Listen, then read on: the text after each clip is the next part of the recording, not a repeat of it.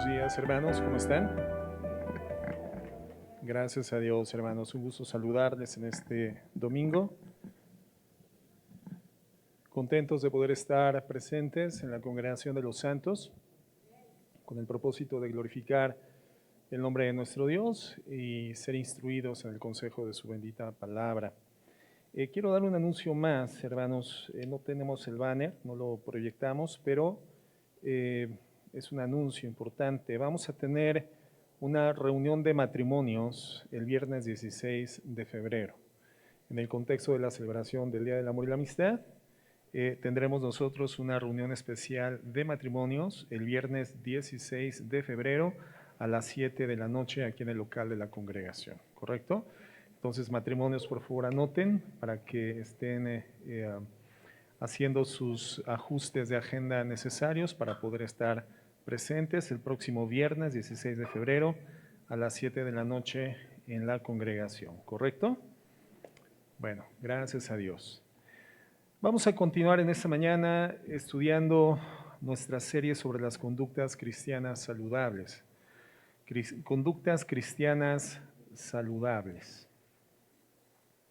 Y a lo largo de la serie, hermanos, hemos visto que la vida de la iglesia está constituida de ciertas motivaciones espirituales, digamos que son gracias espirituales que proceden de la vida espiritual, de la vida interior de los creyentes. Una vida espiritual que es producida por el Espíritu Santo actuando sobre la palabra de Dios, iluminándola, dimensionándola en el corazón de sus hijos, en el corazón de los creyentes. Y estas motivaciones espirituales o gracias espirituales, hermanos, derivan en conductas saludables, conductas, formas de comportamiento, que vinculan la vida de los hijos de Dios y les permite desarrollarse como cuerpo de Jesucristo, vinculado, concertado, unido entre sus miembros, de forma tal que seamos funcionales para el desarrollo de las tareas que el Señor nos ha asignado. Tareas que pueden ser sobre todo distinguidas o condensadas en la más importante comisión que hemos recibido como cuerpo de Cristo, que es la predicación del Evangelio de la gracia y la demostración del Evangelio a través de vidas transformadas por el poder de ese Evangelio que predicamos. Entonces, estas conductas saludables son como los vínculos, son como las ligaduras, los ligamentos, los puntos donde se coyuntan, se unifican los diversos miembros del cuerpo de Jesucristo, que es la iglesia, para poder caminar, trabajar, desarrollarnos de manera coordinada y concertada por los preceptos de nuestra cabeza, que es nuestro Señor Jesucristo. Entre estas conductas saludables, bueno, hemos hablado de la fe, hemos hablado de la obediencia, del amor, la compasión, el perdón, la gratitud. Y en esta mañana, con la guía del Espíritu Santo, hablaremos de otra conducta muy saludable, fundamental, que es la unidad. La unidad. Y en todos tendría que prevalecer este deseo, hermanos, de proteger, de resguardar, de perseverar, de aferrarnos a la unidad como miembros del cuerpo de nuestro Señor Jesucristo. Y cuando una iglesia de manera conjunta está perseverando en la unidad, está resguardando la unidad, aferrándose a la unidad, entonces podemos hablar de una iglesia que ha desarrollado virtud cristiana. Si hay algo que destruye una familia, hermanos, es la discordia que puede gestarse al interior de sus miembros, al interior de su convivencia. La discordia termina siendo profundamente destructiva, devastadora. Y muchas cosas, hermanos, pueden producir la discordia. La soberbia, por ejemplo, el egoísmo, el pecado, el enojo, la amargura, el resentimiento, las situaciones que se han acendrado y se han constituido en históricas en la condición familiar. Esto tiene el poder de diluir la unidad de una familia. Hay todo tipo de pecados, hermanos, que destruyen la unidad de una familia o de un matrimonio o de una relación de negocios o de una amistad o de cualquier tipo de relación. Y por supuesto, tienen el potencial de destruir la unidad de la iglesia, la unidad del cuerpo de Cristo. Por lo tanto, este es un asunto que debemos procurar todos y nos preocupa a todos. Algo que debería mantenerse siempre distante de la realidad de la iglesia, hermanos, es la división, la fractura, la discordia, la falta de armonía causada precisamente por la soberbia, el egoísmo, el enojo, la amargura o el espíritu competitivo entre sus miembros. La división en una iglesia puede estar causada por juegos de poder entre sus miembros o en el liderazgo, o por deseos de venganza entre quienes hemos sido redimidos por la gracia del Señor Jesucristo. La división puede estar gestada por la envidia entre los miembros del cuerpo. Y a lo largo de 18 años, hermanos, Dios en su gracia, por supuesto, ha ido constituyendo este sentido, esta gracia virtuosa, esta conducta en la congregación, la unidad. Efesios 4:1, fíjate lo que nos dice el Señor por boca del apóstol Pablo. Dice así: yo pues, preso en el Señor, os ruego que andéis como es digno de la vocación con que fuisteis llamados. Hay una vocación a la que fuimos llamados y la vocación evidentemente contextualiza el estado redimido en el que nos encontramos. La vocación es la vocación cristiana a la cual ingresamos por causa de la redención gratuita, la redención fundamentada en los méritos judiciales de Cristo en la cruz del Calvario. Esa es nuestra vocación. Y teniendo esta vocación común por causa de la gracia, hermanos, podemos caminar digna o indignamente. El llamamiento es a caminar con dignidad, conforme a la vocación redimida de la cual somos hoy depositarios por causa de la fe en los méritos de Cristo. Entonces dice, haz el ruego de que andemos como es digno de la vocación con que fuisteis llamados. ¿Cómo? Con toda humildad, mansedumbre, soportándoos con paciencia los unos a los otros en amor. Y fíjate en esto, solícitos en guardar la unidad del Espíritu en el vínculo de la paz. La palabra espíritu viene con E mayúscula y por lo tanto hace alusión a qué espíritu, hermanos, al Espíritu Santo. Solícitos en guardar la unidad provocada, producida, generada por el Espíritu Santo en el vínculo de la paz.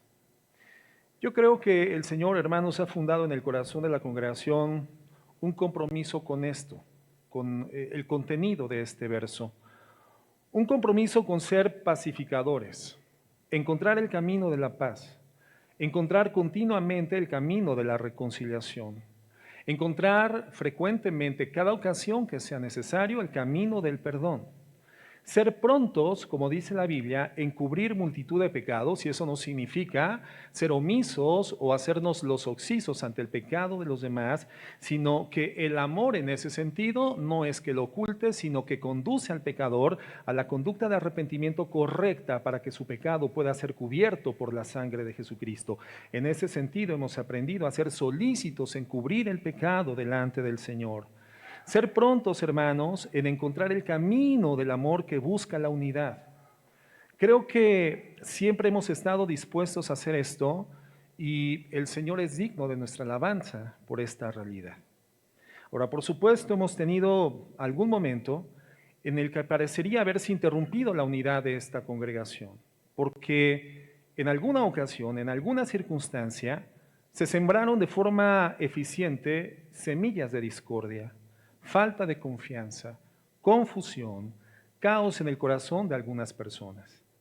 Al punto en el que su confusión causó que corrieran y en muchos casos no corrieran en silencio, sino generando estragos por causa de la murmuración, con acusaciones genéricas y fundamentalmente orientadas hacia el pastorado y hacia el liderazgo de manera infundada.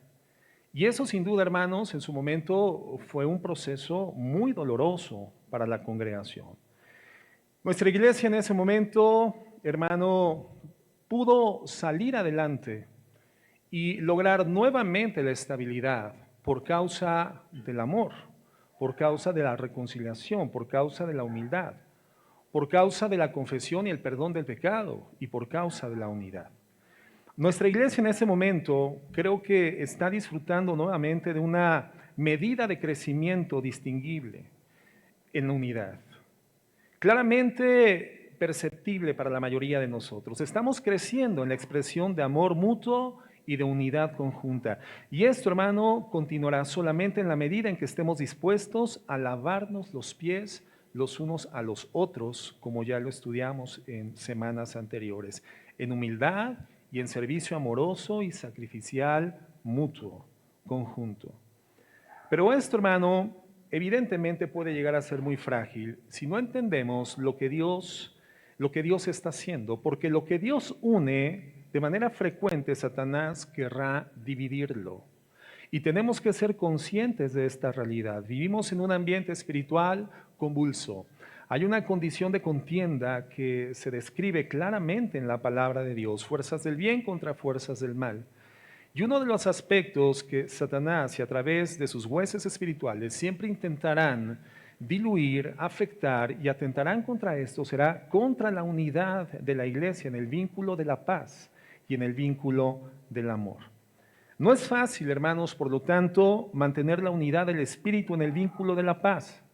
Por eso el versículo 3 dice que debemos de estar solícitos, dispuestos, puestos de forma diligente en guardar la unidad del espíritu en el vínculo de la paz. Entonces debemos de entender que la meta como iglesia es precisamente esta, la unidad como cuerpo. La meta no es estar del lado del que puede estar en lo correcto, hermanos, ante una disensión o una discusión. No, hermanos. O estar del lado del que pudo haber sido objeto de una ofensa, de un agravio. No, hermanos. La meta no es vengarse y hacer que alguien pague porque alguien lo trató de forma inapropiada, imaginariamente o en términos reales. La meta, hermanos, es la unidad. La unidad. Esa es la meta de la iglesia, la unidad. Y eso significa que todos debemos reconocer que el camino de la unidad, dice la Biblia, es el camino de la paz.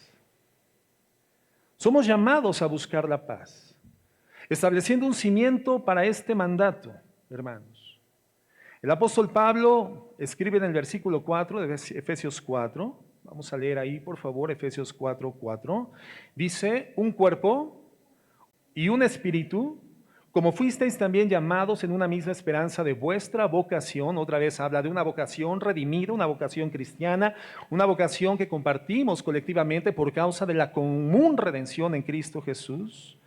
Y entonces leo nuevamente desde el principio, un cuerpo, un espíritu, como fuisteis también llamados en una misma esperanza de vuestra vocación, un Señor, una fe, un bautismo, un Dios y Padre de todos, el cual es sobre todos y por todos y en todos. Vemos que este pasaje exalta, celebra y establece la unidad, el principio de la unidad. El versículo 4, hermanos, podríamos definirlo como un versículo dedicado al Espíritu Santo y al poder de sus efectos. Es el Espíritu, hermanos, quien nos coloca en el cuerpo de Jesucristo. Es el mismo Espíritu quien viene a vivir dentro de nosotros. Es el Espíritu Santo quien garantiza nuestra herencia futura y por eso es definido como las arras, como la herencia de nuestra redención final, la garantía que asegura la esperanza de nuestro llamado final en la eternidad con Cristo. El versículo 4. El versículo 5, hermanos, podríamos decir que es el versículo del Señor Jesucristo. Dice, y hay un Señor, un Cristo, un Salvador, un Redentor y en consecuencia una fe.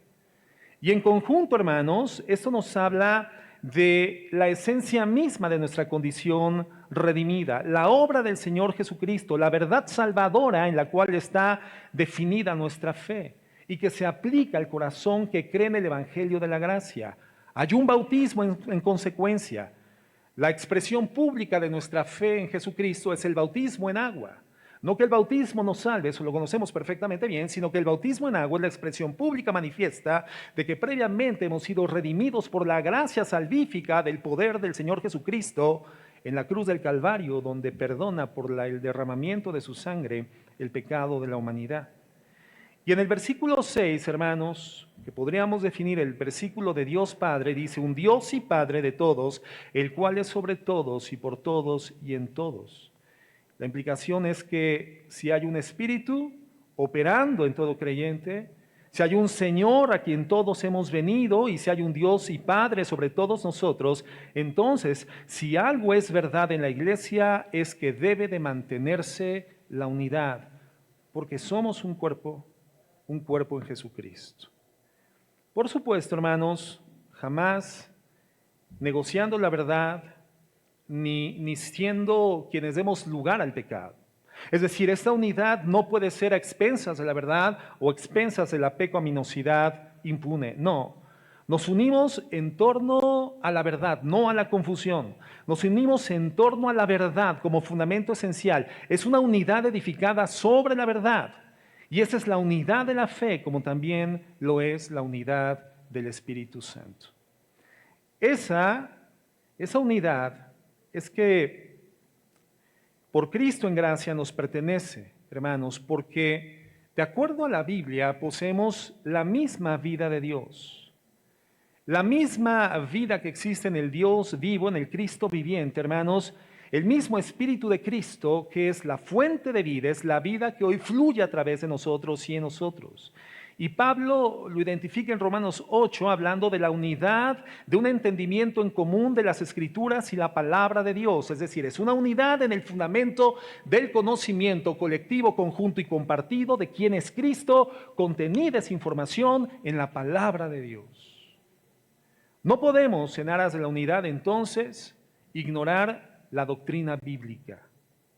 No podemos considerar la doctrina escritural como un estorbo para lograr la unidad, algo que tendríamos que poner en una condición secundaria a fin de poder estar unidos sin disensiones o discusiones en torno de la doctrina. No es así. El fundamento de la unidad en una congregación cristiana, hermanos, es el conocimiento que emana de la Escritura, iluminada por el Espíritu Santo al corazón de los creyentes, siendo edificados en el mismo conocimiento que emana de la Escritura sobre quién es Cristo, quién es Dios, quién es la iglesia y el poder redentivo de Cristo en la cruz del Calvario.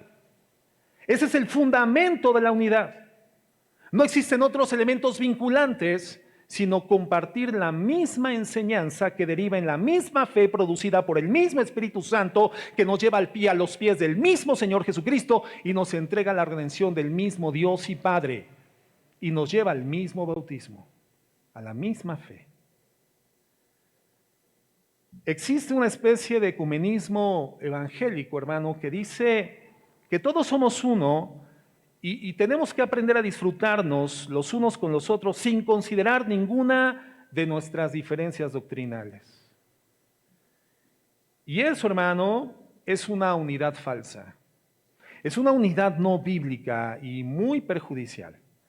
Porque si la unidad no está fundada en el mismo Espíritu, en el mismo Señor y en el mismo Dios y Padre que nos revela la Biblia, entonces no es unidad en absoluto y termina deshonrando al Señor.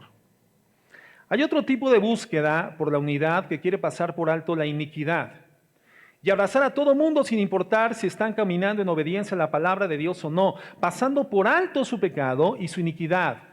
Pero eso es completamente lo opuesto, hermanos, a la unidad.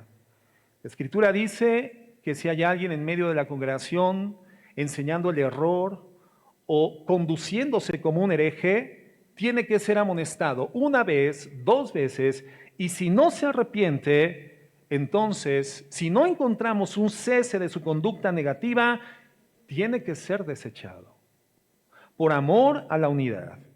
Y cuando hablamos de herejías, estamos hablando de que toda herejía tiene su fundamento en una verdad bíblica equivocadamente interpretada por ignorancia o por dolo y perversión. Entonces, al hereje, a la persona que incide en el error y no se arrepiente ante la confrontación con la luz de la verdad, esa persona debe de ser amonestada una y otra vez. Y si no rectifica su conducta y su enseñanza, tiene que ser desechada. Fíjate lo que dice Tito 3:9. Tito 3:9 dice, pero evita las cuestiones necias y genealogías y contenciones y discusiones acerca de la ley, es decir, acerca del Antiguo Testamento en ese momento, pero hoy sabemos que el Nuevo Testamento se incorpora igualmente al canon de la Escritura inspirada por el Espíritu Santo. En ese momento, el apóstol Pablo le dice a Tito que evite las cuestiones necias y genealogías y contenciones y discusiones acerca de la ley, porque son vanas y sin provecho. Y al hombre que cause divisiones después de una y otra amonestación, que dice, deséchalo, sabiendo que el tal se ha pervertido y peca y está condenado por su propio juicio. Y cuando eventualmente es necesario tomar ese tipo de determinaciones en apego al lineamiento bíblico, en obediencia al Señor, al autor de la Biblia, al autor de la vida, aquel que define y discierne las formas correctas del comportamiento que garantiza la unidad dentro de la iglesia, la cabeza del cuerpo que es Jesucristo, Mucha gente tilda a las congregaciones que son puntuales en la obediencia como religiosas o legalistas o exageradas. Lamentablemente, hermano, eso nos habla de una ignorancia de la verdad. La palabra de Dios es categórica. Una persona así ha perdido el derecho de reclamar la aceptación dentro de esa unidad. El apóstol Pablo, hermano, en Tesalonicenses, recuerda este precepto de igual forma. Y nos dice en la segunda de los Tesalonicenses, capítulo 3, verso 6. Fíjense lo que advierte. Dice, pero os ordenamos, hermanos, en el nombre de nuestro Señor Jesucristo, que os apartéis de todo hermano que ande desordenadamente. ¿Qué tenemos que hacer cuando los hermanos viven desordenadamente? ¿Qué dice la Biblia, hermanos? Tenemos que apartarnos de los tales. Se aparten de todo hermano que ande desordenadamente y no según la enseñanza que recibisteis de nosotros. ¿Cuál es la fuente de la enseñanza, la fuente de la doctrina, la fuente del aprendizaje que nosotros como iglesia, hermano, establecemos como modus vivendi, como forma de vida, como forma de coexistencia colectiva? La enseñanza de los apóstoles. Y cuando nosotros nos vamos en retrospectiva a la fuente originaria, informativa de la enseñanza apostólica, ¿a dónde llegamos? ¿A quién llegamos? A la boca de nuestro Señor Jesucristo. Todo aquello que sea disidente a lo emitido por la boca de Cristo en su ministerio activo y respaldado por la iluminación del Espíritu Santo en el compendio del Nuevo Testamento, que luminiscentemente clarifica la información del Antiguo Testamento, hermano, es una enseñanza que divide. Y el que divide en ese sentido tiene que ser puesto en condición segregada. Eso es lo que dice la palabra de Dios, que nos apartemos de todo hermano que anda desordenadamente y no según la enseñanza que recibisteis de nosotros. Dice el verso 7, porque vosotros mismos sabéis de qué manera debéis imitarnos, pues nosotros no anduvimos desordenadamente entre vosotros, ni comimos de balde el pan de nadie, sino que trabajamos con afán y fatiga día y noche para no ser gravosos a ninguno de vosotros. No porque no tuviésemos derecho, sino por daros nosotros mismos un ejemplo para que nos imitéis. ¿Te das cuenta cómo la vida cristiana genuina siempre tiene que estar respaldada por la doctrina que predica? La fuente de la doctrina tiene que ser Jesucristo. La fuente de la enseñanza original y única tiene que ser Jesús, lo emanado de la boca de Jesús, lo respaldado y vivificado y luminiscentemente clarificado por el Espíritu Santo. Pero esto que se enseña tiene que ser respaldado con una auténtica demostración de redención por aquello que se predica.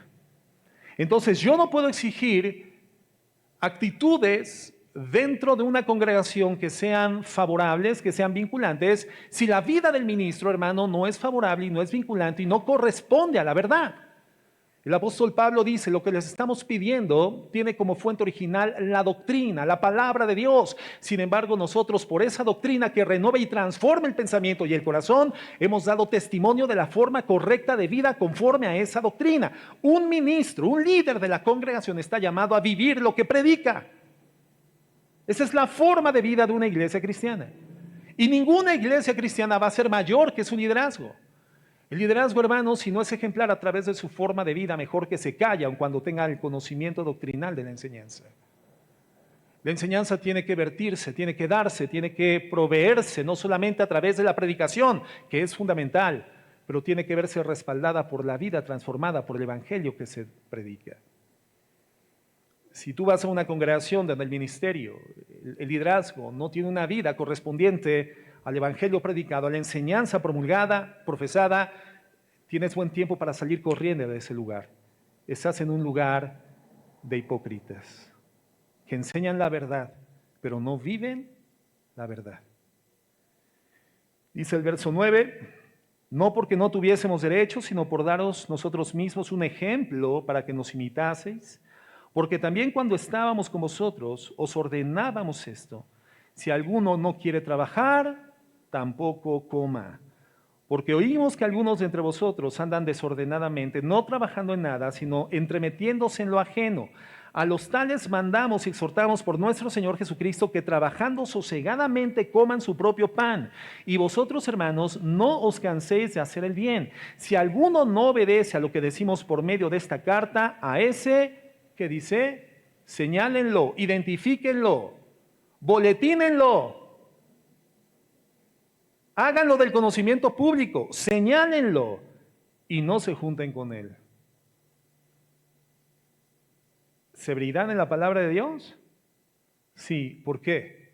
Por amor a la unidad, por amor al cuerpo de Cristo, al evangelio de la redención, a la sangre redentora, al sacrificio de Cristo, hermanos. ¿Para qué? Para que se avergüence. Mas no lo tengan por enemigo, porque anticipadamente está hablando de que es un hermano, pero amonéstenle como a un hermano. Pero no te juntes con él y señálenlo. Y la vergüenza en las manos de Dios no es para destrucción, sino para guiar al tal a una condición de correcto arrepentimiento y que puede estar vinculado nuevamente en la unidad del cuerpo de Jesucristo. Entonces, si existe alguien en la iglesia que está enseñando el error, hermanos, dice la Biblia que no podemos tener unidad con esa persona, con ese individuo. Si hay alguien en la iglesia que está llevando una vida desordenada y pecaminosa, dice la Biblia que no podemos tener comunión con ese individuo, han perdido el derecho a reclamar la unidad del vínculo de la paz, porque no están caminando por el sendero de la paz. Entonces, de lo que estamos hablando aquí, hermanos, es de la búsqueda de la unidad verdadera, la unidad del Espíritu que pertenece a aquellos que viven en torno de la verdad y afirman a través de su conducta que su vida es una vida santa, una vida diferente, una vida de piedad. En Juan 17, hermanos, encontramos una oración definida como la oración sumo sacerdotal de nuestro Señor Jesucristo, realizada al Padre en la escena de la última cena. Y fíjate lo que dice en Juan 17, verso 1. Dice así: estas cosas habló Jesús, y levantando los ojos al cielo dijo: Padre, la hora ha llegado, glorifica a tu Hijo para que también tu Hijo te glorifique a ti. Como le has dado potestad sobre toda carne para que dé vida eterna a todos los que tú le diste, y esta es la vida eterna, que te conozcan a ti, el único Dios verdadero, y a Jesucristo a quien has enviado. A los que tú le diste, dice Jesucristo. ¿Sobre quién está hablando Jesús al Padre? ¿Para quién está orando Jesús al Padre? Para sus discípulos. Y fíjate lo que dice el verso 21. Es una oración sumo sacerdotal que Jesucristo levanta al Padre a favor de sus discípulos. Verso 21. Para que todos sean uno, como tú, oh Padre, en mí y yo en ti, que también ellos sean uno en nosotros, para que el mundo crea que tú me enviaste. Entonces, si Jesús oró por unidad, podemos saber con total certeza, hermanos, que esto es una realidad otorgada por el Padre a la petición del Hijo. Jesucristo no iba a orar por cosas que el Padre no estuviese dispuesto a conceder, porque si algo conocía a Jesús era el corazón del Padre, porque Jesucristo mismo es Dios, la segunda persona de la Trinidad, omnisciente y santo en todos los sentidos. No hay error en el pensamiento de Jesucristo. Jesucristo no pediría algo que no sería otorgado por el Padre. Jesucristo sabía que el Señor no atiende a peticiones fundamentadas en el capricho humano o en la gratificación personal. El Señor obedece en respuesta a la voluntad cuando esta es a su voluntad, cuando su voluntad es manifiesta por la boca de alguien cuyo corazón es conforme al corazón de Dios. Y el corazón de Jesucristo evidentemente es el mismo corazón de Dios, es Dios en la carne. Quiere decir que esta petición que Cristo hace al Padre por la unidad de sus discípulos es una oración contestada, evidentemente con total certidumbre de parte de Dios a favor de Cristo. Y está hablando de un tipo de unidad, hermanos, que por supuesto debemos de entender. Es una unidad que no tiene que ver con elementos transitorios o de poca monta. Es una unidad que tiene que ver con la misma vida de Dios. ¿Por qué? Porque Cristo dice, para que todos sean uno. ¿Cómo? Así como tú, Padre, estás en mí y yo en ti. Es una unidad que tiene que ver con la misma vida de Dios. Estamos hablando de una unidad de vida eterna en común, hermanos. ¿Cómo es la unidad del Padre y Jesucristo? Perfecta y eterna. ¿En qué momento la unidad del Padre con el Hijo tendrá un momento fragmentado en el tiempo o en la eternidad? Jamás. Por lo tanto, la unidad a la cual se refiere Jesucristo en la oración al Padre por nosotros es una unidad perfecta y es una unidad eterna y en común. Algo que de alguna forma se aproxima a la unidad esencial real entre el Padre y el Hijo Jesucristo. Cristo está orando por una unidad que no tiene que ver con cómo nos llevamos superficialmente unos con otros, hermanos, sino cómo estamos constituidos internamente, espiritualmente, por la redención. Él está hablando de compartir vida en común, la vida de Dios en el alma de los seres humanos. Y el versículo 23 lo vuelve a decir. Dice Jesús, yo en ellos y tú en mí, para que sean perfectos en unidad, para que el mundo conozca que tú me enviaste y que los has amado a ellos como también a mí me has amado, yo en ellos y tú en mí, para que sean perfeccionados en unidad. Entonces, hermanos, esta unidad de la que habla Jesús, esta unidad que tiene que prevalecer en el cuerpo de Cristo, en la iglesia universal, en las congregaciones locales, es una unidad espiritual eterna. No estamos hablando, hermanos, de una unidad que solamente luzca bien en términos superficiales, o que todos seamos los mejores amigos, mi amigui de la congregación. No es esa clase de unidad, hermanos. No es la unidad de tomarnos todos de las manos, balancearnos de derecha a izquierda y cantar los mismos cantos todo el tiempo. No es solamente eso, hermanos. Al menos no solamente es eso. Estamos hablando de algo que es sobrenatural. Esta oración que Jesús ora fue una oración por todos aquellos que vinieron a Él para que se le diera la misma vida eterna, para poseer la misma vida de Dios en sus almas, en su vida espiritual, para volverse participantes de la naturaleza divina, para que el Espíritu de Dios, su presencia misma, viviera dentro de ellos. Jesús estaba orando sobre aquellos que después Él mismo afirma en una realidad perfecta, inspirada por el Espíritu Santo a través del apóstol Pablo, en 1 Corintios 6:17, dice, pero el que se une al Señor, un espíritu es con el Señor. El que se une al Señor por medio de la redención, se convierte en un mismo espíritu con el Señor. En Gálatas 2:20, fíjense cómo dice Pablo, con Cristo estoy juntamente crucificado, y ya no vivo yo, mas vive Cristo en mí. Y lo que ahora vivo en la carne, lo vivo en la fe del Hijo de Dios, el cual me amó y se entregó a sí mismo por mí. Es decir, el mecanismo mediante el cual hoy somos uno con Jesucristo, se da este efecto sobrenatural de la unidad que tiene que distinguir y prevalecer en la iglesia cristiana, en la congregación local, hermanos, tiene su origen en la entrega sacrificial de nuestro Señor Jesucristo.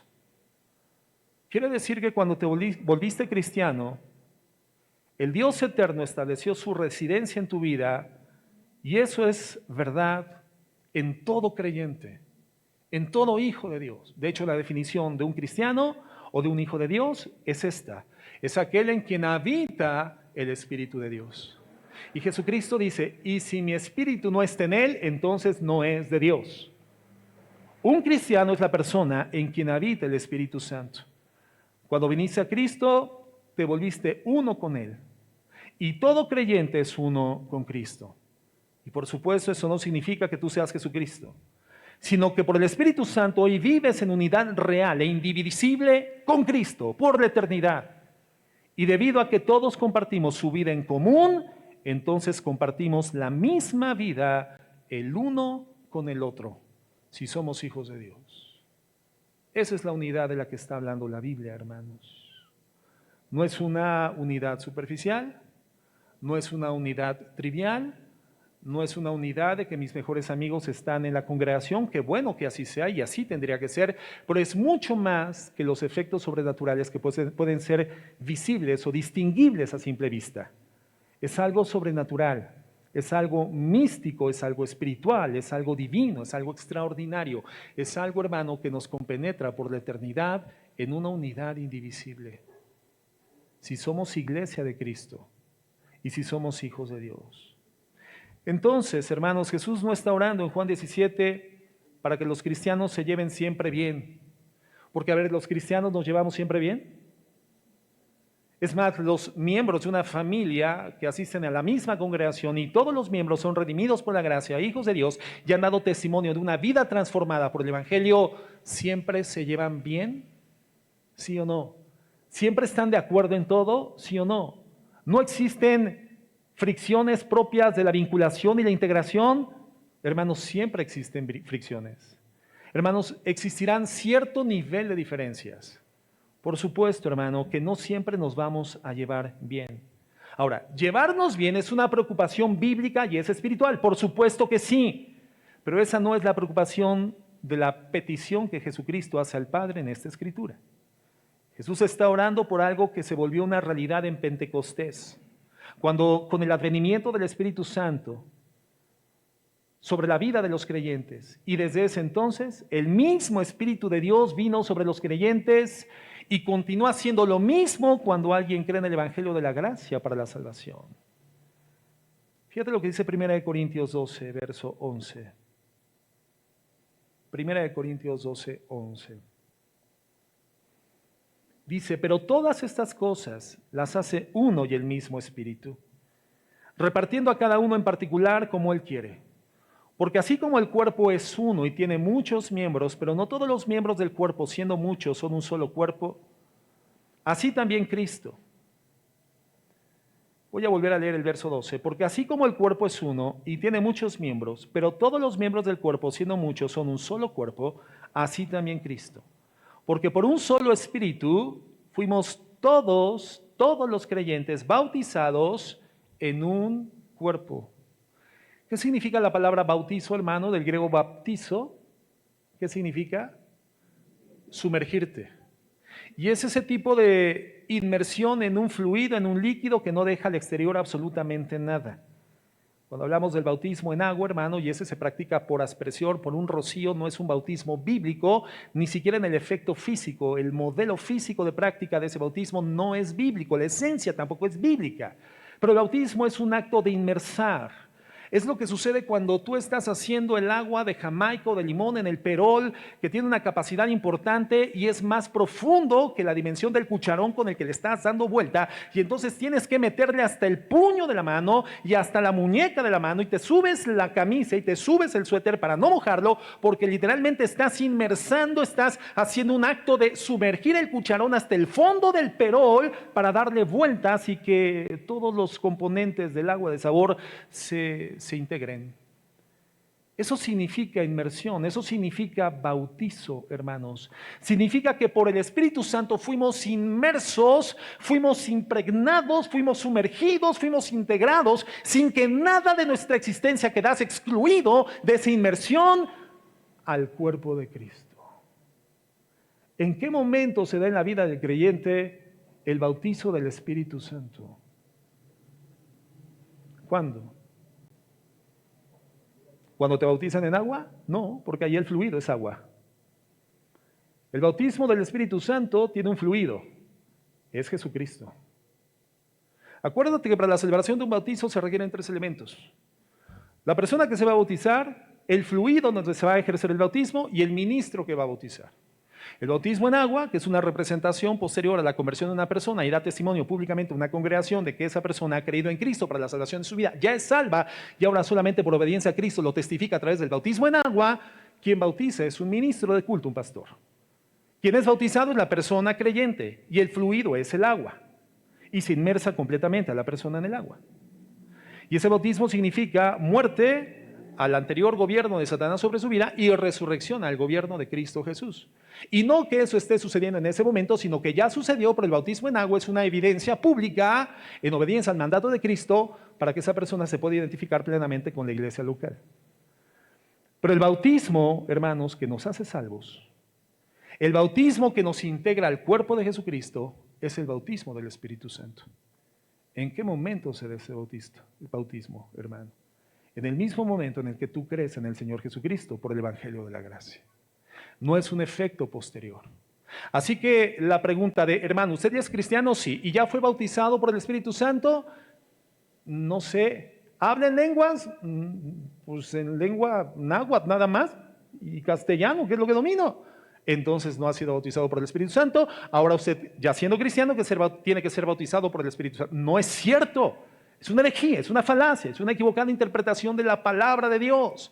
Porque lo que hace el bautismo del Espíritu Santo es integrarte plenamente al cuerpo de Cristo, hacerte creyente y por lo tanto vincularte por ese efecto sobrenatural en unidad perfecta con Jesucristo, siendo uno con Jesucristo espiritualmente en su cuerpo, en su iglesia. ¿En qué momento será esto?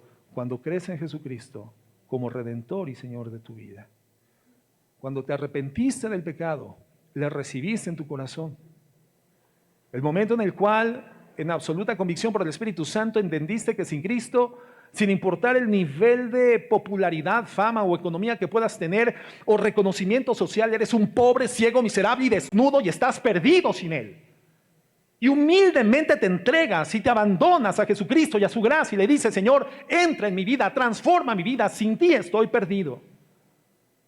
Ese momento en el cual confesaste tu pecado y creíste para salvación de tu alma en Cristo, es el momento en el que el Espíritu Santo te sumerge en Jesucristo, te integra a la iglesia y te otorga su perfecta unidad.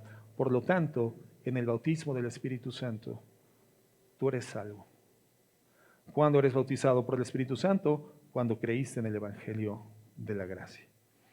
Dice el verso 13, porque por un solo Espíritu fuimos todos bautizados en un cuerpo, sean judíos, sean griegos, sean esclavos o libres, y a todos se nos dio a beber un mismo espíritu. ¿Por qué dice que se nos dio a beber un mismo espíritu? Porque ¿dónde reside actualmente el Espíritu Santo? ¿Dónde? Dentro del creyente. ¿Te acuerdas cuando Cristo les dice: les conviene que yo me vaya? Y cualquiera en su sano juicio podría decir: Señor, ¿cómo me puede convenir, siendo tu discípulo, siendo tu apóstol, que tú te vayas? Lo que me conviene es que no te vayas. Y Jesucristo dice: porque si no me voy, no les enviaría al Espíritu Santo, quien residirá en ustedes. No puede haber mayor nivel de proximidad entre Dios y nosotros, sino por la redención en Cristo Jesús. Porque eso nos constituye en el templo del Espíritu Santo, en la residencia del Espíritu Santo de Dios. Y por eso se utiliza esta figura alegórica cuando el apóstol Pablo dice que a todos se nos dio a beber de un mismo espíritu. Es como si lo hubiéramos bebido, está dentro de nosotros. Además, el cuerpo no es un solo miembro, sino muchos. Entonces, la oración de Jesús es respondida en que todos somos uno, hermanos, y esa unidad espiritualmente es orgánica, es una unidad real. Esa fe igual de preciosa como Pedro la llama, que nos une a todos en una unidad real, en una unidad espiritualmente perfecta, orgánica, eterna, permanente, es la base de nuestra comunión práctica en común. La base de nuestra unidad, como hijos de Dios, como iglesia. Pero encontramos en esa unidad que nos ha sido dada en el momento de la salvación, al ser colocados en el cuerpo de Cristo con todos los demás creyentes, al ser cada uno de nosotros la morada del mismo Espíritu Santo, esa base se vuelve el cimiento sobre el cual obedecemos el mandato de Efesios 4:6.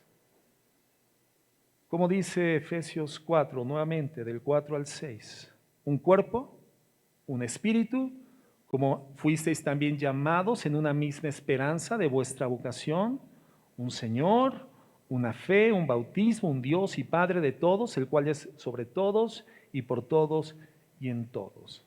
Vemos entonces que la unidad, hermanos, no es algo que nosotros debamos o podamos producir, no. La unidad no es algo que nosotros debamos de buscar, no. La unidad, hermano, no es algo que tengamos que perseguir, porque la unidad es algo producido por el Espíritu Santo en la vida de su iglesia cuando la persona cree en Jesucristo y su evangelio. Entonces, hermanos, no es algo que podamos producir ni buscar, pero sí es algo a lo que nos debemos de aferrar. La unidad es dada de facto, de hecho, instantáneamente en la vida del creyente al instante mismo de su redención. Pero nuestra responsabilidad es aferrarnos a la unidad que sobrenaturalmente nos ha sido por la redención en Cristo Jesús. Es algo en lo que tenemos que perseverar y lo hacemos de acuerdo a la Biblia en la búsqueda de la paz.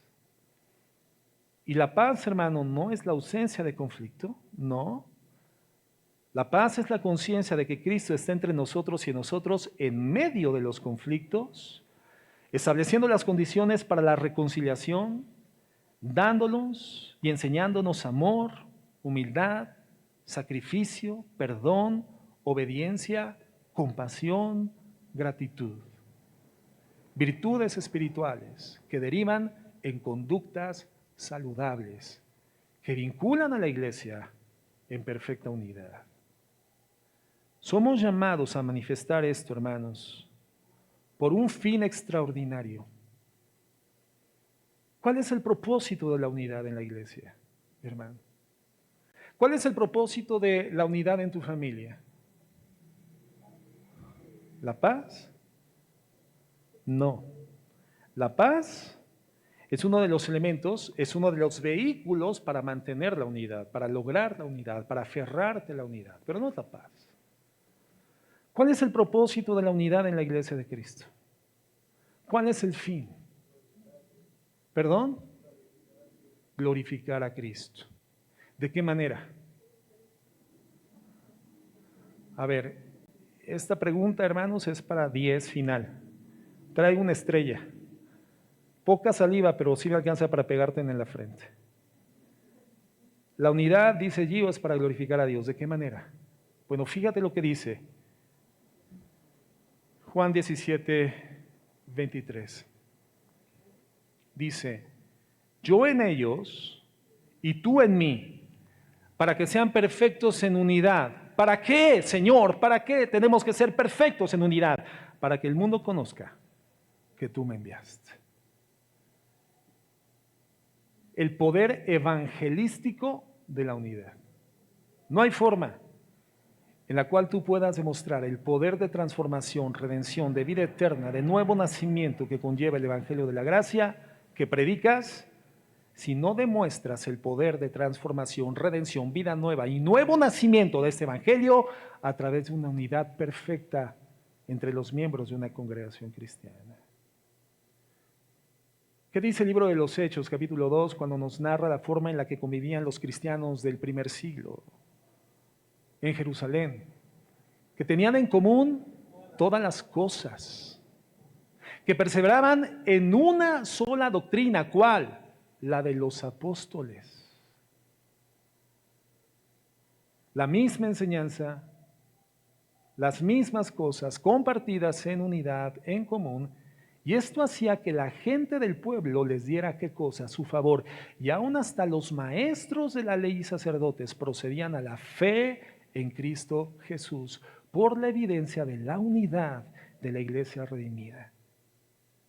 El poder evangelístico de la unidad para que el mundo crea que el enviado redentor de Dios a esta tierra, miserable, caída en pecado y sin esperanza humana, es Jesucristo. Si la iglesia no camina en unidad, hermanos, por demás está que prediquemos con excelsitud y precisión el Evangelio de la Gracia, cuando no podemos demostrar el poder transformador de ese Evangelio por ausencia de unidad. Entonces la unidad no es para vivir en paz. La unidad no es para que seamos felices. La unidad no es para que seamos el hermano Sol y la hermana Luna y todos felices y todos amiguis. Y qué bien me la paso en la congregación. Es el mejor club social al que me pueda haber inscrito. Por cierto, ¿cuánto cuesta la membresía? No, hermanos. Claro que la iglesia tendrá que ser el lugar donde las realidades de vinculación social en armonía, paz y amor genuino tendrían que ser manifiestas. Pero eso, hermano, no es el objetivo. El amor, la paciencia y la paz son un vehículo. Y manifiesta la unidad, evidentemente continuarán siendo un derivado de bendición para todos los que estamos integrados en unidad. Pero el propósito de la unidad es demostrar al mundo que Jesucristo es el Hijo de Dios. Que Jesucristo es el enviado del Padre. Entonces el mundo necesita ver la manifestación de la unidad real. No es una unidad, hermano, que pasa por alto la verdad, jamás. No. Es una unidad edificada en torno de la verdad. No es una unidad que pasa por alto el pecado, no. Es una unidad edificada en torno a la santidad. Santidad y verdad como cimientos de la iglesia de Jesucristo en unidad. Hay un par de pasajes que en cierta forma hablan del aspecto práctico de esto, hermano. Vamos por favor a 1 Corintios 1. Y son algunas formas prácticas en las que esto se expresa. 1 Corintios 1:10. Fíjense cómo versa. Dice, os ruego pues, hermanos, por el nombre de nuestro Señor Jesucristo, que habléis todos, ¿cuántas cosas, hermanos? Una misma cosa. Y que no haya entre vosotros divisiones, sino que estéis perfectamente unidos en una misma mente y en un mismo parecer. Entonces, de acuerdo a la Biblia, hermanos, lo correcto es que como iglesia cristiana, todos hablemos una misma cosa. En el griego, hermano, que todos hablen la misma cosa. Que no tengan desacuerdos, que no haya fracturas, separaciones, divisiones entre ustedes, sino que estéis perfectamente unidos. Literalmente significa enteros y no rotos, enteros y no fracturados. Está hablando de una misma mente y de un mismo parecer. Este verso está lleno de informaciones, digamos, robusto. En primer lugar, fíjate, se plantea un negativo, que no haya divisiones. Es el planteamiento de una verdad, pero en forma negativa. Que no hayan divisiones. Y después viene el positivo. Que todos estén de acuerdo, que tengan la misma mente y el mismo juicio. ¿Qué significa esto, hermanos? Significa que debemos pensar de la misma forma. Significa que estamos tan unificados en cómo pensamos, tan preparados bíblicamente. Somos tan sensibles al Espíritu Santo de Dios. A medida que Él se revela a sí mismo mediante las páginas de la Escritura, por su poder, hemos sido tan bien instruidos en la doctrina bíblica. Estamos tan comprometidos con esto y estamos viviendo vidas tan santas, tan piadosas en el proceso de perfeccionamiento que literalmente, hermanos, pensamos la misma cosa, de la misma forma, emitimos los mismos juicios sobre los asuntos que confrontan nuestra vida por su pecaminosidad ante la santidad de la palabra de Dios. Una misma cosa, un mismo juicio, un mismo parecer sobre las cosas de la vida, sobre las cosas del espíritu y sobre las cosas de la carne, siendo confrontados y siendo iluminados por la misma fuente, la palabra de Dios. Hay personas que piensan que dividir a la iglesia, hermano, es un poder especial y una virtud, pero no lo es. Algunas personas podrían pensar, bueno, es que yo tengo la razón. Pero ese no es el punto, hermanos. El punto es la unidad del Espíritu en el vínculo de la paz. Que tú hayas encontrado el camino de la paz y mantengas la unidad. Donde todos estamos de acuerdo, donde no hay divisiones, pensando lo mismo y emitiendo los mismos juicios. Ahora, el único ambiente en el que esto puede llegar a suceder es un ambiente en donde todos entienden la palabra de Dios. Es la única forma en la que esto puede llegar a suceder. Cuando todos quienes integramos una congregación local, una comunidad cristiana, todos, hermanos, entendemos la palabra de Dios. En donde no se enseña entonces la Escritura con precisión, con cuidado, no hay forma alguna en la que la gente llegue a pensar lo mismo, evidentemente. No hay forma en la que lleguen a emitir el mismo juicio acerca de diferentes asuntos. Es imposible. Y una de las grandes bendiciones y beneficios de una iglesia que tiene doctrina clara, enseñanza clara y usa la palabra de Dios con claridad y exactitud y precisión, es que recibe el legado de la unidad. Porque la gente piensa las mismas cosas, emiten los mismos juicios. Si no existe una enseñanza doctrinal correcta, precisa, bien trazada, entonces esto va a generar confusión, no el mismo pensamiento, no la manera de pensar colectiva, divisiones, disensiones en la manera de pensar. De hecho, la palabra división proviene de estos dos vocablos, vi, que habla de dos, y visión, dos visiones.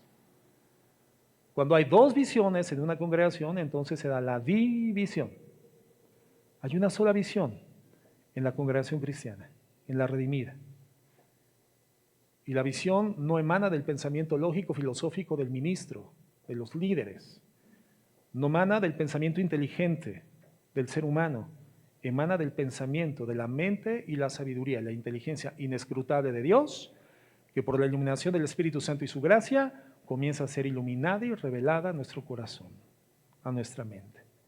Verdades que siempre estuvieron ahí, pero se encontraban veladas. Y entonces viene el Espíritu Santo cuando nos aproximamos en humildad al conocimiento de la Escritura y el Señor corre el velo y a esto le llamamos revelación. Entonces no es una verdad, no es otra verdad, no es relativismo, no es subjetivismo, es la única verdad que siempre estuvo presente, pero se encontraba velada. El Espíritu Santo viene, corre el velo, la revela y entonces queda a disposición de la mente y del corazón redimido de la iglesia cristiana y esta verdad revelada por el Espíritu Santo se constituye en la fuente de la verdad. Es la verdad, una sola verdad sobre los asuntos de la vida. Claro que puede existir cierta tensión en relación a las formas más prudentes y sabias de aplicar la verdad, pero la verdad, hermano, es una y la verdad no es negociable. Ese es el principio de la unidad. En la medida en la que una iglesia, por la iluminación del Espíritu Santo en la Biblia, progresa en conocer y comprender la verdad, entonces también progresa en la unidad. De otra forma es imposible. De otra manera es imposible. Una iglesia en donde el relativismo ha ingresado y entre otros efectos lesivos de la sociedad que ha aprisionado a través de un abrazo tipo pulpo, que asfixia hoy a las iglesias cristianas hasta que logra infiltrarse al interior de ellas, nos presentan los efectos nocivos, los efectos caídos y nauseabundos del mundo, lo vil del mundo para exaltar las excelsitudes de Dios, por ejemplo. Eso, hermano, es relativismo y eso no tiene su origen en la verdad. Cuando queremos tomar lo ordinario del mundo, lo musical y ordinario del mundo, para exaltar la excelsitud de Dios, un Dios extraordinario. Y entonces, oiga, pastor, ¿por qué no nos aventamos unas cumbias cristianas aquí en la congregación? Yo creo que todos los cumbiancheros de aquí de la ciudad podrían venir atraídos por el estilo musical de la iglesia. Haríamos accesible el mensaje a la iglesia. ¿Y en qué momento vemos en la Biblia que el propósito de Cristo sea hacer accesible el conocimiento? El conocimiento es inaccesible para la mente humana, es necesaria la revelación. Y la revelación solamente es una realidad cuando con humildad nos aproximamos a ella. Y eso significa hacer morir cualquier conflicto de interés entre nuestra perspectiva humana y la enseñanza de Dios. Humildad para poder ver la revelación. Es necesario que se hagan como este niño, dice el Señor Jesucristo, para que les pertenezca el reino de los cielos. Y está hablando de la humildad de un niño, la capacidad de creer a pie juntillas lo que el Padre dice. No, pastor, ¿y si nos reventamos aquí unos reggaetones cristianos, pastor? No, por supuesto que no. ¿No? ¿Por qué no? Porque son una bola de religiosos, pastor, una bola de legalistas, anticuados, anacrónicos. ¿Será? ¿O somos personas que hemos definido nuestra vida por la verdad? Y la verdad está contenida en la palabra de Dios. Pastor, ¿por qué no hacemos una kermés para recaudar fondos y ya no tener tantos problemas financieros? ¿De verdad? ¿Por qué no hacemos kermeses? ¿Por qué no vendemos comida al final de los servicios? ¿Por qué no tenemos dinámicas de recaudación económica adicionales a las que menciona la palabra de Dios? Porque para nosotros la palabra de Dios es la única fuente de vida, fe y conducta. Y la Biblia dice que las finanzas de una iglesia tienen que ser abastecidas por los corazones generosos de una congregación. Corazones que han sido por el Espíritu Santo transformados, corazones de piedra, hoy corazones de carne. Corazones liberales, cuando antes eran corazones miserables. Porque hoy tienen la vida del Espíritu Santo. Y entonces, ¿no? ¿Podremos solicitar ofrendas especiales cuando haya necesidades particulares? Claro que sí. Pero todo deriva del modelo bíblico, hermanos. Por eso, en la medida en la que una iglesia, por la iluminación del Espíritu Santo en la Biblia, progresa en conocer y comprender la verdad, entonces también progresa en la unidad. Y las divisiones comienzan a distanciarse de su foco. Primera de Corintios 3:1, dice el apóstol Pablo: de manera que yo, hermanos, no pude hablarles como a espirituales, sino como a carnales, como a niños en Cristo. Os di de beber leche y no vianda. Otras traducciones dicen alimento sólido. No les pude dar alimento sólido, solamente leche, porque aún no erais capaces, ni sois capaces todavía. Es lo que le está diciendo, es la dictaminación moral y espiritual que el apóstol Pablo, por el Espíritu Santo y por lo tanto asertiva y perfecta, hace de la condición espiritual de una iglesia que tenía todos los elementos para ser una iglesia poderosamente usada con la sabiduría de Dios. Sin embargo, era una iglesia que no podía discernir el conocimiento profundo de la palabra de Dios. Su comprensión de la palabra de Dios era errónea, era fallida, era defectuosa. ¿Significa entonces que en la Escritura hay doctrinas de leche y doctrinas de carne?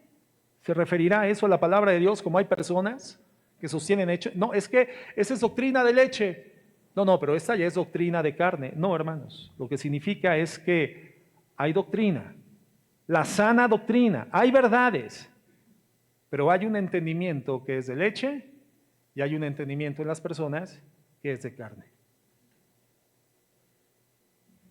Podemos hablar a la gente del hecho de que Cristo murió en la cruz del Calvario en su lugar. Y para algunos, esto únicamente en el sentido de la leche será comprendido. Personas que lo van a juzgar como un bebé.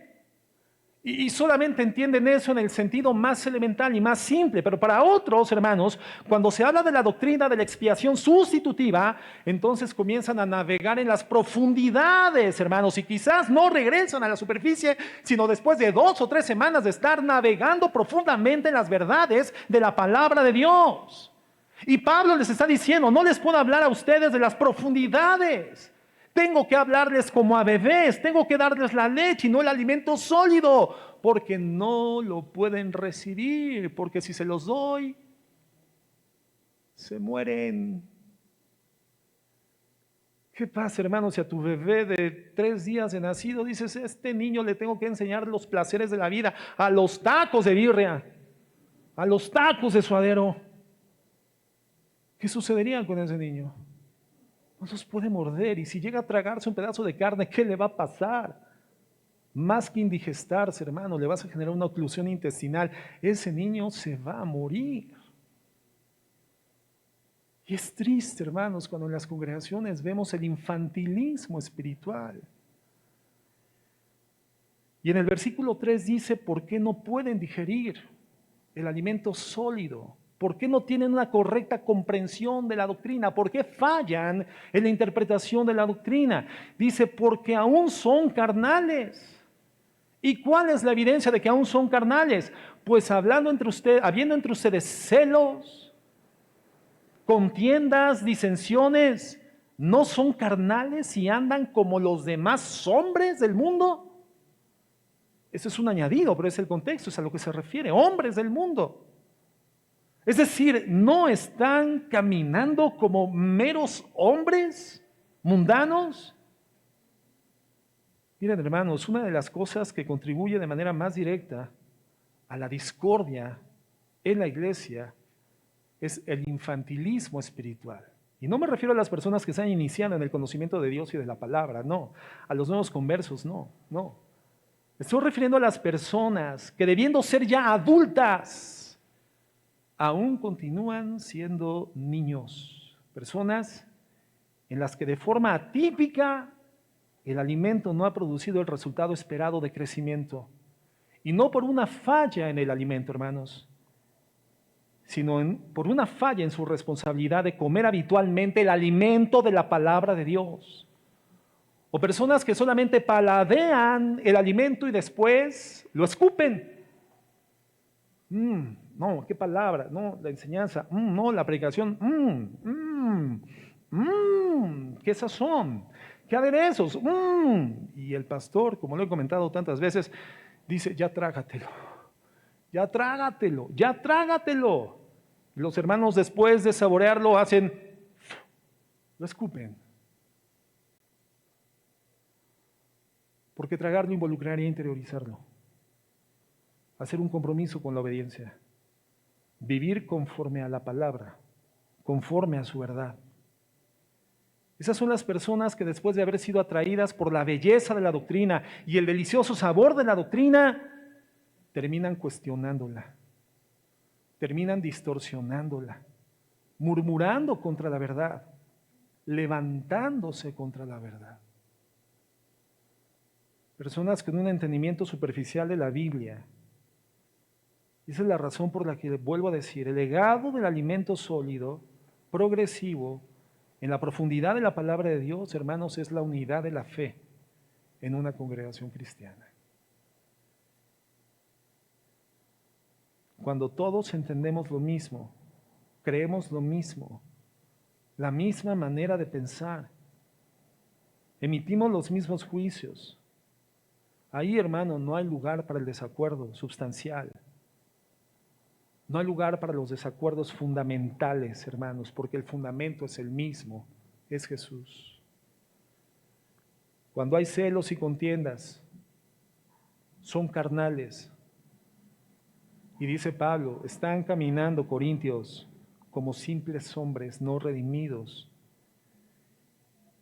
Y a continuación, hermanos, pues Pablo nos da la ilustración de lo que sucedía en Corinto por causa de la falta de unidad, de un entendimiento correcto de la doctrina. Verso 4 dice, porque diciendo el uno, yo ciertamente soy de Pablo. ¿No? Eran los que se sentían más aventajados, más arropados, bajo el mejor techo doctrinal. No, es que ustedes dicen, yo soy de Pablo, y el otro dice, no, yo soy de Apolos. Dice Pablo, ¿no son carnales? ¿Qué pues es Pablo? ¿Y qué es Apolo? Servidores por medio de los cuales habéis creído, meros medios, vehículos, nada más. Y eso según lo que a cada uno concedió el Señor, es decir, por la gracia de Dios.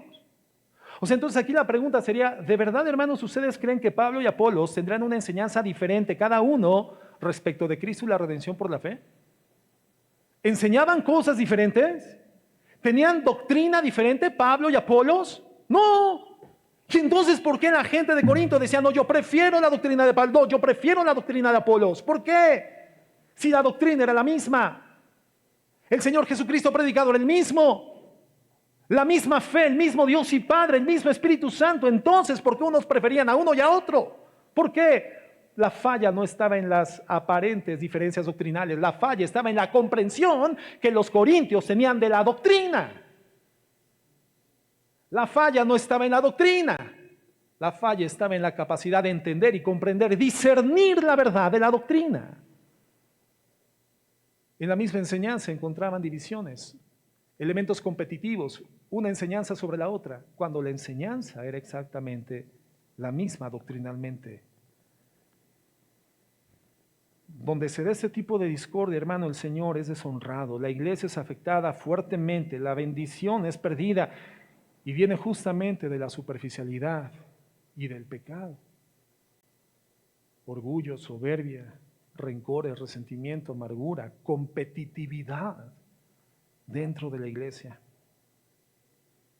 No, hermanos, el camino a tener como iglesia unidad, como cuerpo de Cristo, una misma mente, estar de acuerdo, vivir en la unidad real, resultado de la redención, es el camino de la enseñanza saludable, sana de nuestro Señor Jesucristo. ¿Dónde está la enseñanza sana de nuestro Señor Jesucristo? ¿Qué teólogo escribió la enseñanza sana de nuestro Señor Jesucristo? ¿Qué teólogo, hermano? ¿Qué padre de la iglesia? ¿Qué padre del cristianismo lo escribió? ¿De dónde obtenemos esa información? ¿De dónde proviene la sana enseñanza del Señor Jesucristo? ¿De qué libro? ¿De qué texto? ¿De qué volumen? De la Biblia. ¿Quién es el único exégeta e intérprete de nuestro Señor Jesucristo? Infalible. El Espíritu Santo. Tú puedes quedar maravillado con los preceptos filosóficos o planteamientos doctrinales de teólogos como Tomás de Aquino, como San Agustín de Hipona. Leer los escritos de los padres de la iglesia, Atanasio, hermano, y sorprenderte con las cosas hermosas que en algún momento pueden exponer. Pero como teólogos, hermanos, son falibles y muchos de sus preceptos son fallidos. El único exégeta infalible, el único intérprete infalible de las verdades de nuestro Señor Jesucristo que promueven y generan la unidad entre nosotros en el vínculo de la paz es el Espíritu Santo. ¿Y de dónde deriva esa interpretación de la Biblia? Quiero decirte que la Biblia ya fue inspirada por el Espíritu Santo de manera interpretada.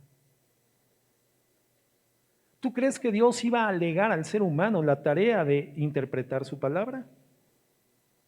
¿O por el Espíritu Santo nos entrega la Biblia con su interpretación? La Biblia se interpreta a sí misma, hermanos.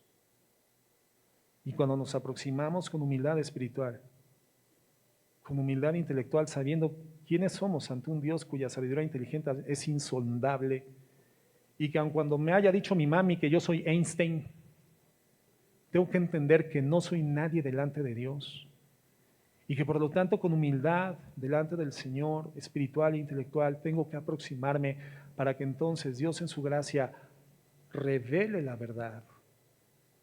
Y la Biblia como fue interpretada, entonces comenzamos a vivir en paz, en gozo, en tranquilidad del alma, en armonía, hermanos. Y la iglesia camina unida, pensando la misma cosa sobre Jesucristo. Entonces, la tarea de un pastor es cuidar esto, hermanos. Si yo como pastor descubro que algún hermano se está equivocando, o está errando, o está fallando, de acuerdo a la Biblia, hermano, yo tengo que confrontar el error. Y si el hermano se arrepiente de ese error, hermano, gloria al Señor, está viviendo en comunión. Pero si no se arrepiente del error, no podemos dejarlo formar parte de la comunión con la iglesia. Es muy sencillo. Está la estrategia, está la dinámica del tratamiento de estas cosas en la palabra de Dios. ¿Y por qué no podemos dejarlo ser parte de la convivencia, de la comunión? ¿Por qué? Porque su error va a comer como gangrena, dice la Biblia, y como resultado de eso, algunas personas podrían terminar en el naufragio espiritual, personal y familiar, y conduciendo al mismo destino, a la congregación, a la iglesia. No, hermanos, un pastor tiene que exponer a la congregación la verdad.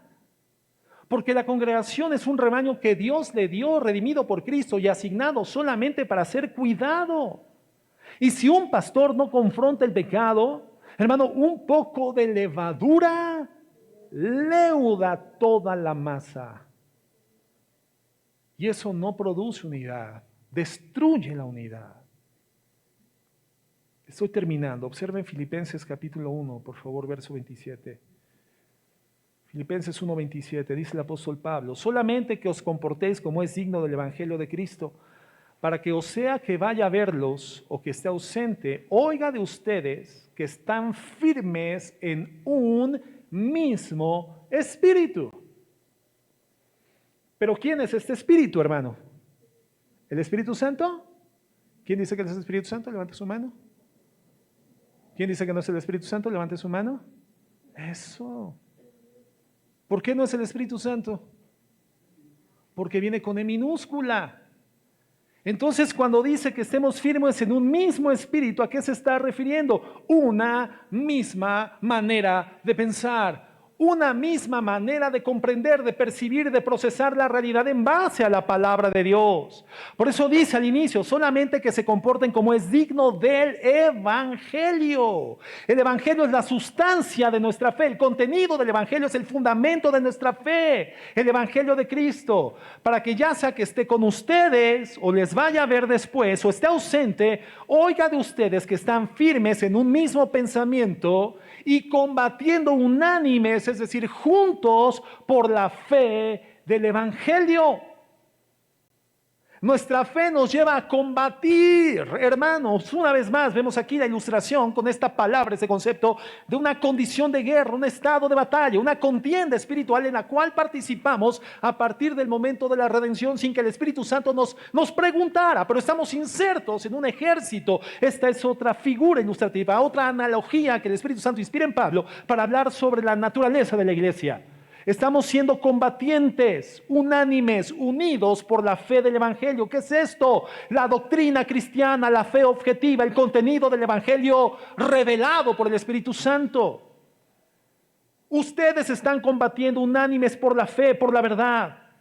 Y dice Pablo, quiero verlos firmes en un espíritu, en el mismo pensamiento, en un alma, en una actitud, una mente, pensando la misma cosa, creyendo las mismas cosas, combatiendo unánimes por la fe.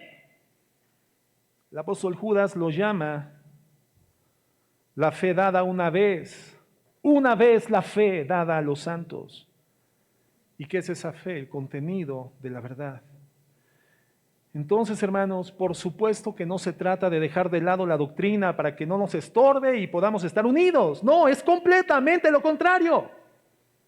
Pensar así es absolutamente lo opuesto del camino apropiado, porque nos llama no solamente a no dejar de lado la doctrina, sino a combatir unánimes por la fe derivada de la enseñanza.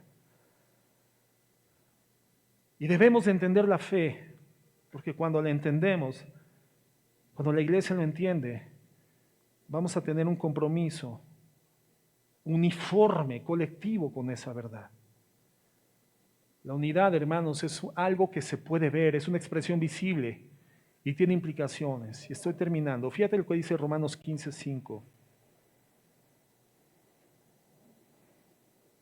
Cuando estamos unidos, vemos cosas como esta. Dice, pero el Dios de la paciencia y de la consolación os dé entre vosotros un mismo sentir según Cristo Jesús. Cuando estamos en unidad, hermanos, tenemos un mismo sentir en Cristo Jesús. ¿Cuál es la medida? Jesucristo, la fe, el Evangelio, la verdad, un mismo sentir. Verso 6. Para que unánimes, a una voz, glorifiquéis al Dios y Padre de nuestro Señor Jesucristo. Para que juntos glorifiquemos a Dios. Sin unidad es imposible glorificar a Dios. Sin unidad es imposible representar a Dios. Sin unidad es imposible predicar eficazmente a Cristo. Sin unidad es imposible que el mundo pueda creer que Cristo es el enviado de Dios.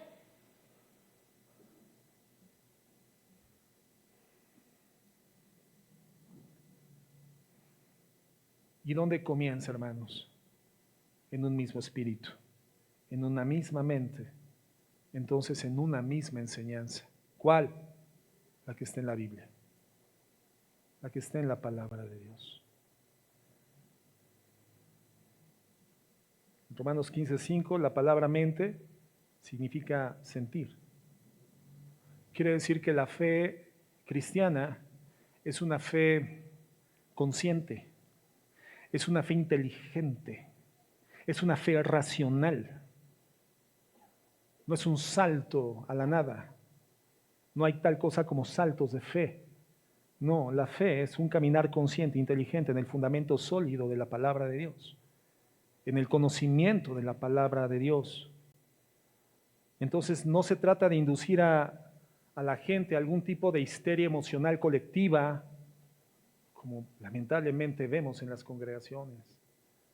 Después de un buen tiempo de manipulación emocional a través de diversos métodos como la música, sin importar qué digan esas letras, música que solamente excita las emociones, sino que la música no sea excitante. Gloria a Dios por estos elementos emocionales que la música produce en la estructura emocional que Dios nos ha dado. Pero la música, hermano, fue fundada por Dios para recibir adoración y alabanza. Entonces, ¿cómo definimos la música cristiana? Porque una música es música cristiana, no por las notas, sino por la letra, lo que contiene. Y la música tiene que ser tendiente a la espiritualidad, es decir, no exaltar tu carnalidad. Y hermano, cuando tú oyes reggaetón cristiano, terminas haciendo los mismos movimientos que los reggaetoneros del mundo. Lo que estás haciendo es gratificar tus intenciones, tus emociones, tus apetitos y tus deseos personales carnales. Cuando tú oyes salsa cristiana, lo único que estás haciendo es remontarte al origen musical que gratificaba tus emociones carnales antes de conocer a Cristo. Estás utilizando lo ordinario del mundo para exaltar a un Dios extraordinario. No, hermano, hay una transformación de vida y de pensamiento. Entonces, el pensar espiritual. No se trata entonces de inducir a la gente a través de histerias colectivas o emocionales, manipulando sus emociones. No se trata de hacer sentir que la gente se derrite en una especie de unidad falaz, bajo la estimulación de psicología colectiva. No, hermanos, lo que estamos tratando de hacer es expresar una unidad en torno a un entendimiento verdadero, común de la realidad bíblica, la verdad de tal forma que tengamos la misma mente, el mismo sentir, el mismo espíritu. Y solamente podemos hacer eso cuando entendemos la verdad de la misma forma. Podríamos pasar la vida entera, hermanos, tratando de hacer que un grupo de personas, esta iglesia, o tal vez hasta un grupo más pequeño, tuviera unidad. Pero eso es imposible para el ser humano si no contara con un estándar común.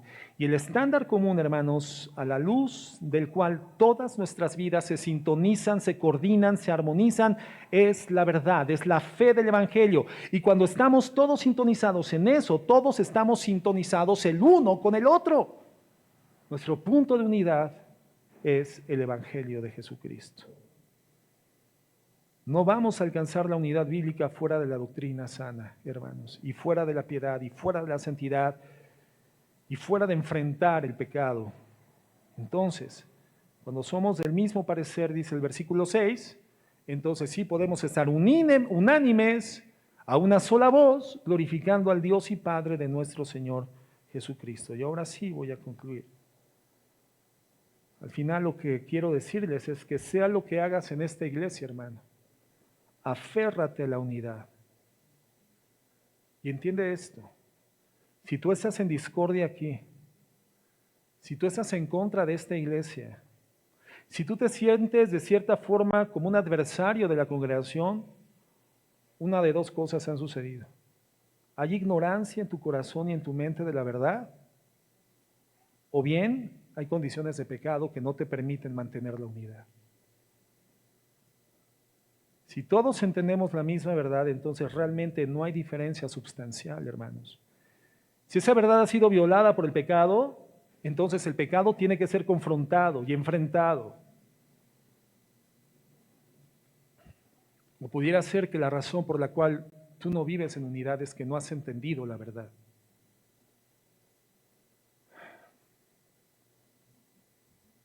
Entonces tenemos que buscar la preservación de la unidad. Y eso nos va a colocar a todos en el camino de la paz. Tú serás una persona que busca la paz. Y eso significa que tú vas a buscar conocer los asuntos doctrinales. Vas a indagar en la Biblia los asuntos doctrinales. Vas a aprender en la iglesia los asuntos doctrinales, espirituales, pero también los asuntos doctrinales que tratan el tema del pecado, y vas a ver el pecado como la doctrina habla del pecado, y vas a actuar hacia el pecado y contra el pecado como la doctrina habla y actúa contra el pecado, en tu propia vida iniciando.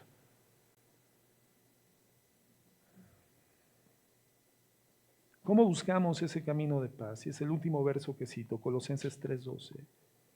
Dice el Señor: vestíos pues como escogidos de Dios, santos y amados, de entrañable misericordia, de benignidad, de humildad, de mansedumbre, de paciencia. Así nos mantenemos en el camino de la paz. Verso 13. Soportándoos unos a otros, perdonándoos unos a otros. Si alguno tuviere contra otro, de la manera que Cristo os perdonó, así también hacedlo vosotros. Y sobre todas las cosas, vestíos de amor, que es el vínculo perfecto, y la paz de Dios que gobierna en vuestros corazones, a la que asimismo fuisteis llamados en un solo cuerpo, y sean agradecidos. Y ya estamos de regreso a donde comenzamos. Entonces vemos que el amor es el vínculo perfecto de unidad. El camino a la paz es un camino de compasión real, ternura real, misericordia real, sensibilidad de corazón hacia el resto de la gente. Es un camino de bondad, de tal forma que nada, hermano, deje de ser amable entre nosotros.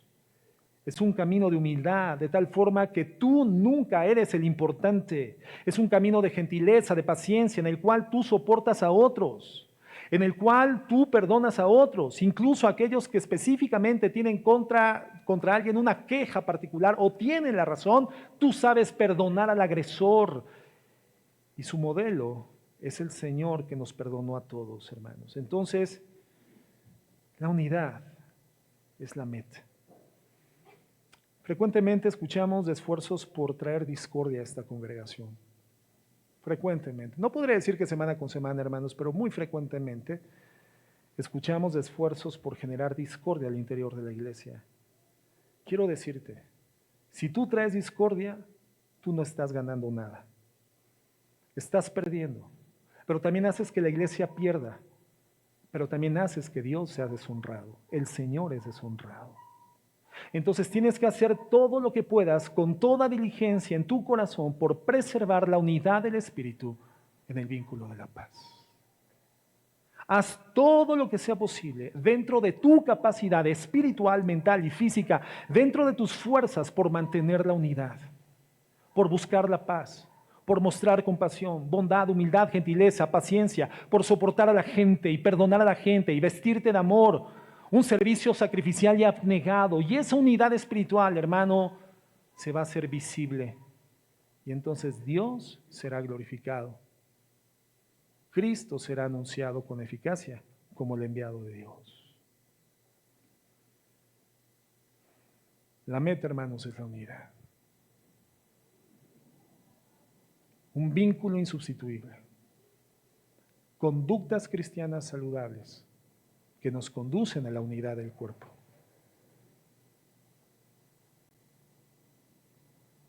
Persevera en la unidad. Aférrate a la unidad. Preserva la unidad por encima de todo, hermano.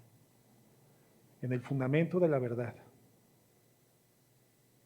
La verdad que emana de la palabra de Dios. Nunca a expensas de la verdad y del pecado. En el fundamento de la verdad y de la santidad. Y el mundo creerá que Cristo es el enviado de Dios. Vivamos en unidad, hermanos. Vamos a orar.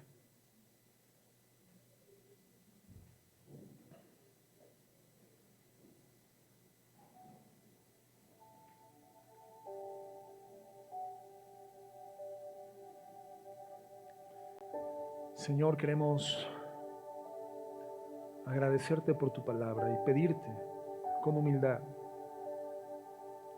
que preserves la paz de esta iglesia, que preserves la unidad del Espíritu en el vínculo de la paz en esta congregación.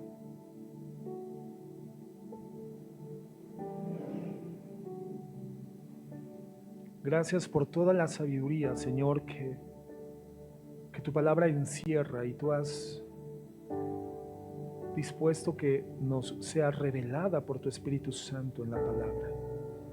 La verdad de tu naturaleza, Señor, de tu voluntad, de tu belleza, de tus virtudes, de tu gloria.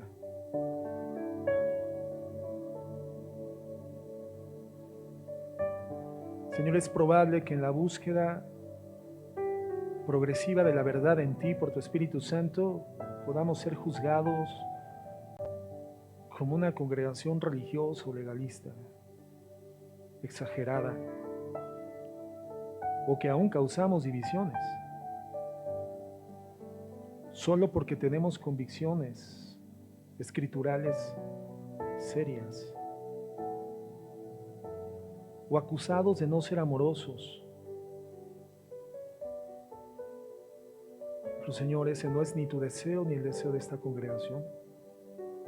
Al contrario, Señor, queremos preservar la unidad espiritual, la verdadera, la que se edifica sobre la verdad y la virtud y la santidad, la que se construye sobre el fundamento de un entendimiento correcto de la doctrina, de la vida santa, la unidad verdadera, Señor. No nos vamos a conformar con un sustituto falso de unidad, mi Cristo, no. Una unidad de apariencia superficial, que no considera ni tu verdad ni tu santidad.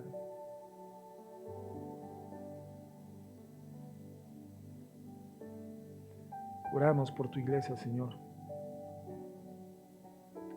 Manténnos juntos, unidos, amándonos unos a otros, Señor, buscando el camino de la paz. Y que en esto el objetivo más grande, el fin último sea alcanzado: glorificar tu nombre, demostrando al mundo que tú eres el enviado de Dios. Gracias por ayudarnos y facultarnos para esto, Señor. Tu nombre sea glorificado por siempre. Amén y amén.